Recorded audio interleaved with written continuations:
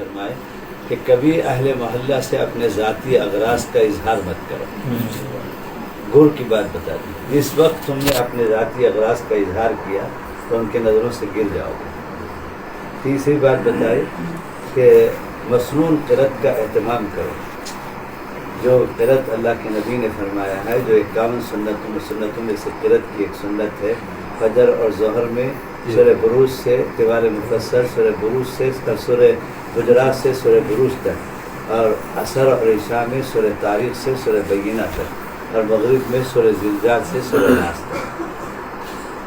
تو میرے ساتھ یہ واقعہ پیش آیا کہ 6واں سال تھا میرا، جلالین کا سال. تو عشاء کے بعد طلبہ پورے کے پورے طلبہ ہی نماز پڑھتے تھے. کوئی ایک دو مصلی اس گاؤں کا، شہر کا، دیوبند کا آتا تھا. تو طلبہ نے گھیر لیا مجھے کہ فقرؤ ما تیسر من القرآن پر کب عمل کریں گے. اب مولویوں کے سوال کا جواب تھا نہیں.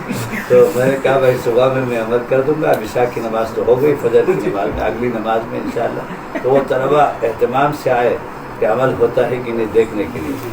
تو میرے دل میں خیال آیا تو میں نے سورہ بنی اسرائیل پاؤ پارا پڑھ ڈالا دونوں رکعت میں. تو پھر پکڑ لیا وہ طلبہ نے کہ جو اتنی لمبی قرت کیوں کری.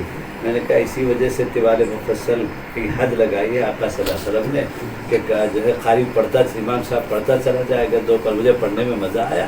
تم نے کہا فقرؤ ما تیسر من القرآن سے پڑھو، تو اس لیے مجھے سبحان اللہ کا پارا اچھا لگا، اس لیے پڑھ دیا میں نے. تو جو ہے پھر کھٹ سے سلام پھیرتے ہی مولانا ابراہیم صاحب اٹھ کے آئے، حضرت کے خادم افریقی، کہ حضرت یاد فرما رہے. دعا سے پہلے ہی تو میں دوڑ کے گیا تو حضرت نے پوچھا مری سبیل تمہارے پاس آج ہی تک کے لیے مسنون قرت کا کوٹا تھا؟ تو میں نے اس کے علاوہ کوئی سمجھ میں نہیں آیا. کہ میں نے کہا سیدھے سے جواب دے دو. رات طلبہ نے مجھے گھیر لیا تھا اور یہ آیت کا مطالبہ کر رہے تھے. تو حضرت نے فرمایا ہاں طالب علم تو اسی کو کہتے ہیں. طالب علم تو اسی طرح کے دلائل میں مغز ماری میں پڑھتا رہے. تو پھر فرمایا پیارے مسنون قرت کے علاوہ نماز اچھی نہیں لگتی. یہ ائمہ کے لیے بطور خاص جو ہے وہ ہے مسنون قرت نہیں کرتے آج کل کے ائمہ. مفتی احمد صاحب خانپوری کا ایک ملفوظ مولانا سلیم دھوراج جو لندن میں دارالعلوم چلاتے ہیں، انہوں نے